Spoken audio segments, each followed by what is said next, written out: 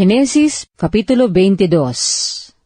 At nangyari, pagkatapos ng mga bagay na ito, na sinubok ng Diyos si Abraham, at sa kanya'y sinabi, Abraham!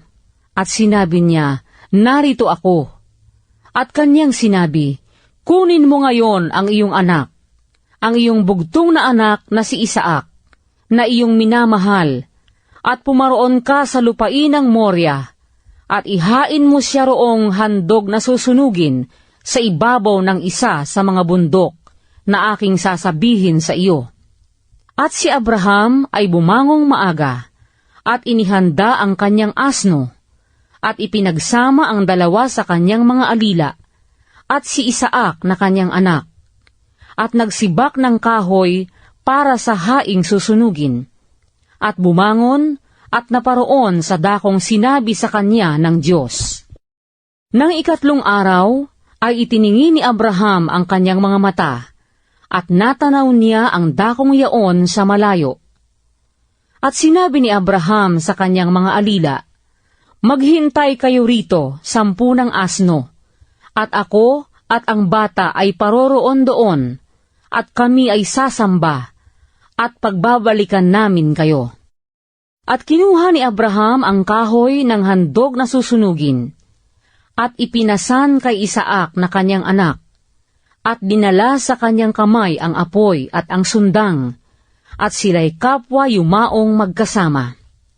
At nagsalita si Isaac kay Abraham na kanyang ama na sinabi, Ama ko, at kanyang sinabi, narito ako, anak ko.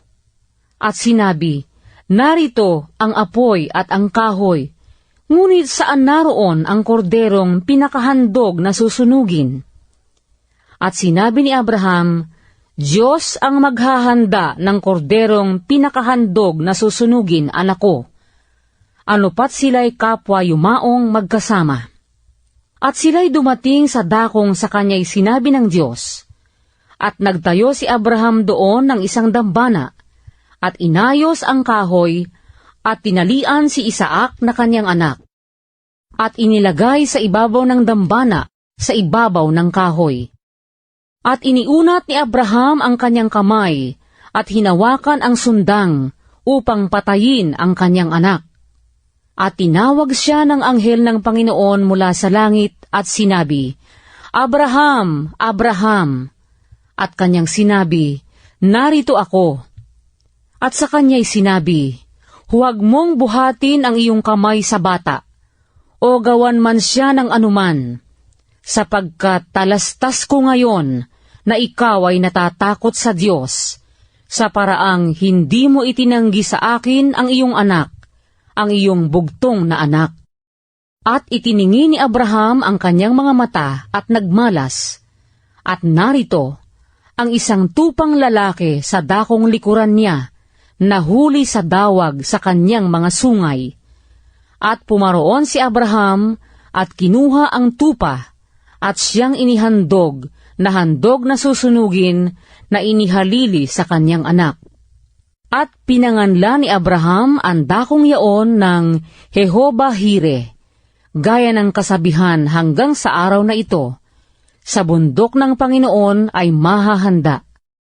At tinawag ng anghel ng Panginoon si Abraham na ikalawa mula sa langit, at sinabi, sa aking sarili ay sumumpa ako, anang Panginoon, sapagkat ginawa mo ito, at hindi mo itinanggi sa akin ang iyong anak, ang iyong bugtong na anak, na sa pagpapala ay pagpapalain kita, at sa pagpaparami ay pararamihin ko ang iyong binhi, na gaya ng mga bituin sa langit, at gaya ng mga buhangin sa baybayin ng dagat, at kakamti ng iyong binhi ang pintuang bayan ng kanyang mga kaaway, at pagpapalain sa iyong binhi ang lahat ng bansa sa lupa, sapagkat sinunod mo ang aking tinig. Sa gayoy nagbalik si Abraham sa kanyang mga alila, at nagsitindig at sama-samang nagsiparoon sa Beerseba, at tumahan si Abraham sa Beerseba. At nangyari, pagkatapos ng mga bagay na ito, na ibinalita kay Abraham na sinasabi, Narito, si Milka rin naman ay nagkaroon ng mga anak kay Nakor na iyong kapatid. At si Hus ang kanyang panganay, at si Bus na kanyang kapatid, at si Kemuel na ama ni Aram.